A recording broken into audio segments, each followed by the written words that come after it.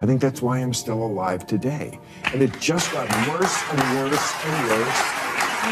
And I mean, Bill, the air is less polluted, the water is less polluted. As countries get richer, they pollute less. When they're industrializing, they pollute more. There might be individual environmental toxins, yes, but as a broad description of the status of OECD countries, we are polluting on net less. It depends on where you live, first of all. Yeah. That's right.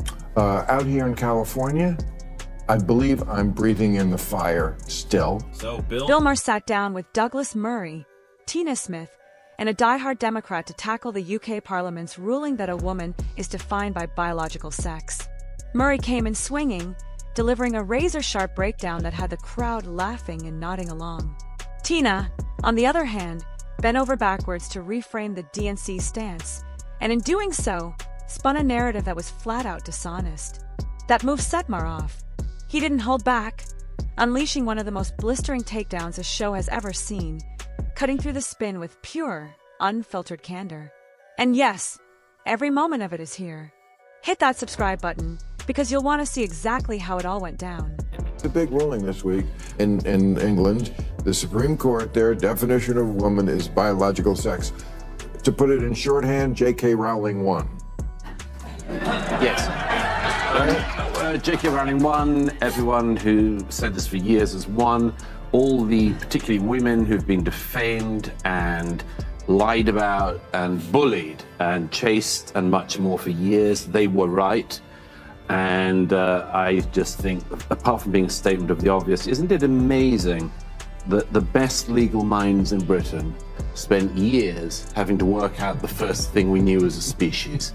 The fact that America's top legal minds are still tripping over the most basic question, what is a woman, shows just how far this cultural experiment has gone. Something humanity understood instinctively for thousands of years now requires panels, hearings, and legal memos. Every civilization, from ancient philosophers to village elders, grasped it without hesitation. Yet in just the past few years, a group of self-styled progressives decided they'd unlocked a new truth, and the rest of us had been too simple to see it. But their game isn't about clarity, it's about confusion. By muddying the waters, they rewrite the rules of reality itself, where facts bend and biology becomes a matter of opinion. That's how we've landed in a place where stating the obvious feels rebellious, and where common sense itself gets branded as controversial. This isn't enlightenment, it's a deliberate retreat into absurdity. But just to be clear, we're not saying there's not such a thing as trans, right? We're not saying there's not such a thing as someone who is, quote unquote, born in the wrong body. I don't think people get born in the wrong body now. Oh, I do. I do. Yeah. I mean, I think there's a default setting for humans. Yeah. We should acknowledge that. It's not just every time there's a baby, ooh, who knows what the fuck it is. That's crazy. But there are... Beyond me. But there are variations. There are variations. Homosexuality. That's right. It's a continuum. And then, but it's how we handle that. That's right. I mean, and I think we would agree that, children, and this is where America is now an outlier country. We're the only country that went full, and I guess Trump is reversing it, but certainly under Biden, who went fully toward that. Like, we don't care what age, kids can self-diagnose themselves. I mean, that to me was going way too far on this. Some argue that being born in the wrong body explains it all, neatly packaged under the label of gender dysphoria. And yes, people are free to feel however they choose about themselves. But feelings don't rewrite chromosomes, and biology isn't up for renegotiation. A man is a man, a woman is a woman. No amount of slogans, surgeries, or political sermons can change that bedrock fact. What's wild is how simply stating this now gets treated as controversial, even dangerous. We've flipped reality on its head, where acknowledging the obvious is branded intolerant, while denying it earns applause. The truth is straightforward. Gender isn't some infinite spectrum, it's male and female. That's the foundation. Everything else layered on top may be culture, identity, or a personal narrative, but it doesn't undo the biological reality that's existed since the dawn of humanity. Nobody just comes back to the sensible center. Yeah, I mean, to me, the sensible center is that, you respect people, you trust parents, You let parents figure out what to do with their kids, and you don't need a bunch of politicians in Washington making decisions about That is not the Democratic position, at least here in California. Well, that's my position.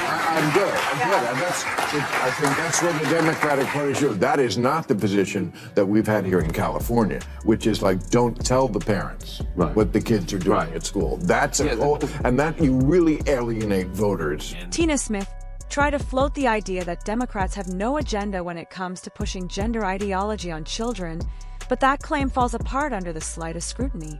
For years, the party has openly supported the notion that kids, who aren't trusted to buy a lottery ticket, sign legal papers, or even stay out past curfew, should be entrusted with the power to make permanent medical decisions about their bodies. And it doesn't stop there.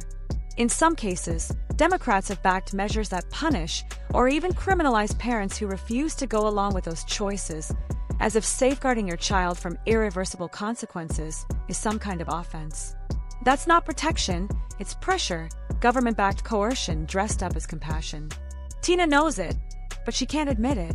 And just when the air was already thick with spin, Ma turned up the heat, calling out the left's attacks on RFK Jr. over his autism research. What came next was Ma at his sharpest, cutting straight through the noise. What I read in the paper is he did speak on it this week. And I did not agree with the point of view of the article I was reading, which was that he's completely crazy because he was saying it's not mostly genetic, it's mostly environmental toxins. I happen to believe that's probably a more likely answer. And they were saying, well, no, genetics, and of course genetics is involved in everything health-wise. But to present the argument I saw framed in that way, that he's a kook because he thinks it's coming. I mean, environmental toxins is really the story of my lifetime. I'm glad I was born as old as I am at a time when everything wasn't completely polluted. What I read this week was an article dismissing him as completely unhinged simply because he argued autism isn't primarily genetic, but instead tied heavily to environmental toxins. I didn't agree with how they painted him. To me, his point actually makes sense. Genetics certainly play a role in everything health-related, but that doesn't mean they're the whole story. Framing him as a crank just for suggesting environment plays the bigger role felt dishonest. If anything, the way pollution and toxins have crept into nearly every corner of modern life has been one of the defining realities of my lifetime. Honestly, I'm grateful I grew up in an era before everything around us was this contaminated. I think that's why I'm still alive today. And it just got worse and worse and worse. And I mean, the air is less polluted, the water is less polluted. As countries get richer, they pollute less. When they're industrializing, they pollute more. There might be individual environmental toxins, yes, but as a broad description of the status of OECD countries, we are polluting on net less. That's the left in a nutshell. Step even an inch outside their approved script, and they don't argue with you, they go straight for the smear. Labels, insults, character assassination, it's all part of the arsenal. They did it to Trump II, he rattled their political safe space. They've done it to J.D. Vance, branding him a villain simply because he refuses to bow to their narrative. And now RFK Jr., once a darling of their own circles, is on the receiving end of the same treatment. The irony is thick. This isn't really about disagreeing with his views. It's about him no longer orbiting their echo chamber, no longer repeating their talking points, no longer serving their agenda. The unforgivable offense isn't being wrong, it's being independent. And in their world, that's the one thing you'll never be forgiven for. depends on where you live, first of all. That's right. Out here in California, I believe I'm breathing in the fire still. The fire burned a lot of this city, and a lot of this city had plastic in their home. And we were already getting, they say, a credit card's worth of plastic in our body on a weekly basis.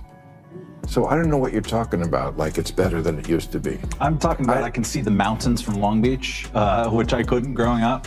I mean, we pass rules, we do cleaner tech over time, and all rich countries do this. It is a process.